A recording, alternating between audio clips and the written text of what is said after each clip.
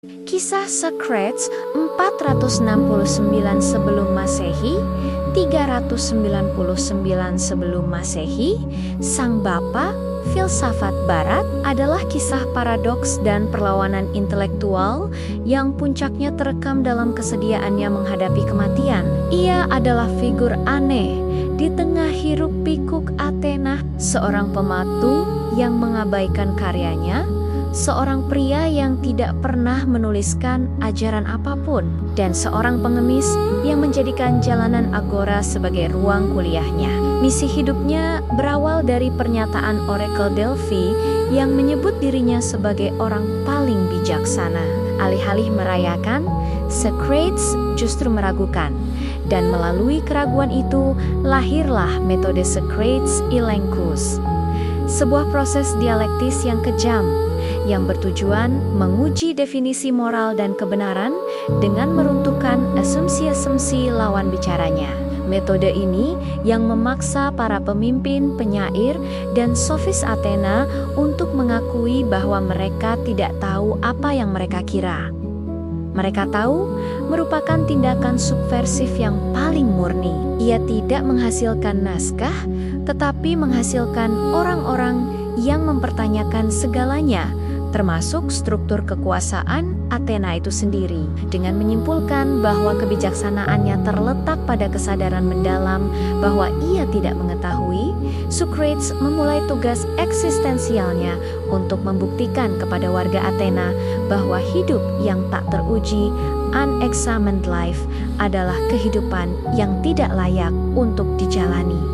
Sebuah dakwaan filosofis yang menantang kesombongan intelektual seluruh negara kota. Filosofi Socrates didirikan di atas dua prinsip utama yang menjadikannya figur spiritual sekaligus intelektual. Pertama, keyakinannya bahwa pengetahuan adalah kebajikan, virtue is knowledge.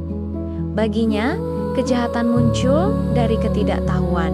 Jika seseorang benar-benar memahami apa yang baik, secara inheren ia akan bertindak baik. Oleh karena itu, Elenchus bukan hanya alat untuk debat, melainkan instrumen etika untuk membersihkan jiwa dari kontradiksi moral dan mencari kebenaran esensial. Kedua, adalah peran sentral dari suara batin atau hati nuraninya yang ia sebut demonion, suara ilahi.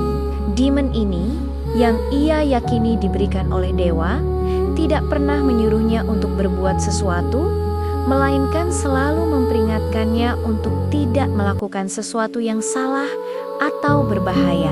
Demonion inilah yang membimbing Socrates menjauhi politik langsung dan memfokuskan dirinya sepenuhnya pada filosofi moral, menjadikannya agen ilahi untuk reformasi etika Athena. Prinsip-prinsip ini menempatkan Socrates berhadapan langsung dengan sofis para guru yang mengenakan biaya mahal untuk mengajarkan retorika dan relativisme moral, karena Socrates secara tegas menolak bayaran, mengklaim bahwa ia hanya mengajarkan pencarian kebenaran absolut yang merupakan hadiah bagi jiwa, bukan komoditas yang bisa diperjualbelikan.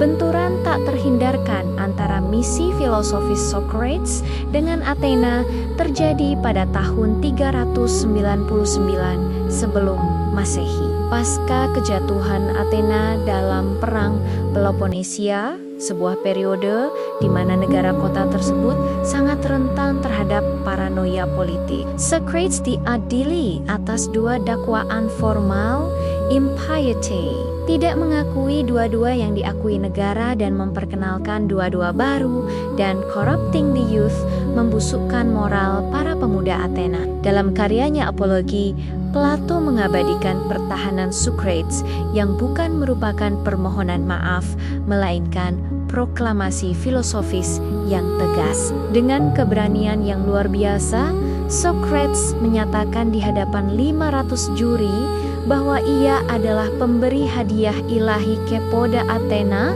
seorang gadfly yang ditugaskan untuk menyengat kuda yang lamban, yakni negara Athena, agar ia tetap bergerak dan memeriksa dirinya sendiri. Ia menolak untuk mengubah perilakunya, bahkan di bawah ancaman hukuman mati, menegaskan bahwa ia lebih menghargai kewajibannya kepada filsafat dan dewa daripada kewajibannya untuk mempertahankan hidupnya sendiri. Keputusan Socrates untuk tidak menarik kembali ajarannya adalah puncak drama eksistensial, di mana ia memaksa Athena untuk membuat pilihan abadi. Apakah ia akan menghukum filsafat itu sendiri atau mengakui kebenaran dari apa yang ia ajarkan? Setelah didapati bersalah dan dijatuhi hukuman mati dengan minum racun hemlock, Socrates diberi jeda waktu untuk menanti eksekusi. Pada periode inilah ia terlibat dalam dialognya yang paling mendalam tentang etika politik yang dikisahkan dalam Crito. Sahabatnya, Crito, datang menemuinya di penjara dengan rencana pelarian yang sudah disiapkan dan didanai. Crito mendesaknya untuk melarikan diri dengan alasan bahwa kematian Socrates akan mencemarkan reputasi teman Temonia yang tidak mampu menyelamatkannya. Namun, Socrates melalui dialektika yang ketat menolak rencana pelarian tersebut, membuktikan kepada Crito bahwa melarikan diri adalah tindakan ketidakadilan yang lebih besar daripada menerima hukuman yang tidak adil. Filosofi kontrak sosial Socrates menjadi jelas karena ia telah hidup dan menikmati perlindungan hukum Athena selama 70 tahun. Secara implisit ia telah menyetujui untuk mematuhi setiap keputusan hukum negara, bahkan yang tidak adil. Dengan menolak melarikan diri, Socrates menjadikan kematiannya bukan sebagai akhir yang tragis, melainkan sebagai aksi politik tertinggi penegasan abadi terhadap prinsip bahwa integritas moral dan supremasi hukum lebih bernilai daripada kehidupan individu.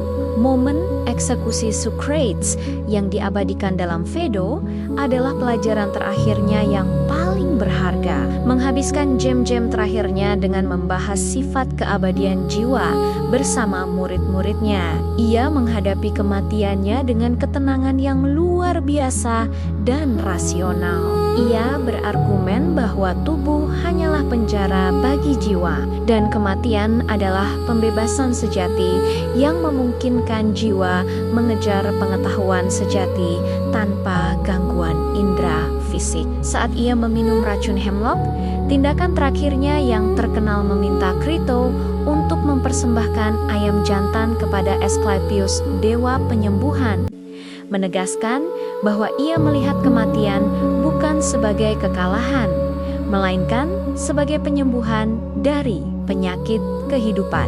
Warisan Socrates melampaui logika Elenchus atau kontrak sosial. Ia menjadikan dirinya martir pertama filsafat rasional, menciptakan model bagi pemikir selanjutnya untuk hidup dan mati sesuai prinsip-prinsip yang telah mereka uji. Hingga hari ini, ia tetap menjadi arketip intelektual yang menantang setiap generasi untuk terus mempertanyakan, terus menguji, dan terus mencari kebenaran, menjadikan kisahnya pelajaran abadi mengenai keberanian moral dalam menghadapi kematian.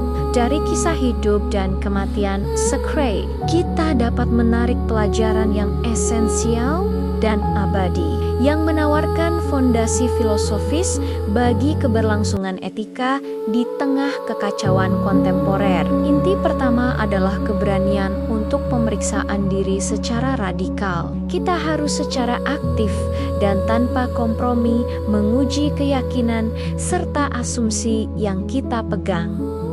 Menolak kenyamanan kebodohan. Proses ini yang ia yakini adalah prasyarat untuk mencapai kebijaksanaan sejati dan membebaskan pikiran dari belenggu ilusi. Kedua, Socrates mengajarkan supremasi hati nurani dan integritas moral di atas keuntungan pribadi atau ketakutan akan konsekuensi yang bersifat fana. Ia menunjukkan bahwa mempertahankan prinsip adalah satu-satunya, tindakan yang benar-benar membebaskan jiwa, mendefinisikan keberanian bukan sebagai agresi fisik, melainkan sebagai kesediaan untuk mempertahankan kebenaran internal di hadapan ancaman eksternal. Terakhir, melalui penolakannya untuk melarikan diri dari hukuman mati, ia menegaskan pentingnya supremasi hukum dan tanggung jawab sipil yang dibangun atas dasar kontrak sosial. Tindakan tersebut melampaui kepentingan individu, menjadi penegasan abadi bahwa kewajiban kita terhadap tatanan sosial yang stabil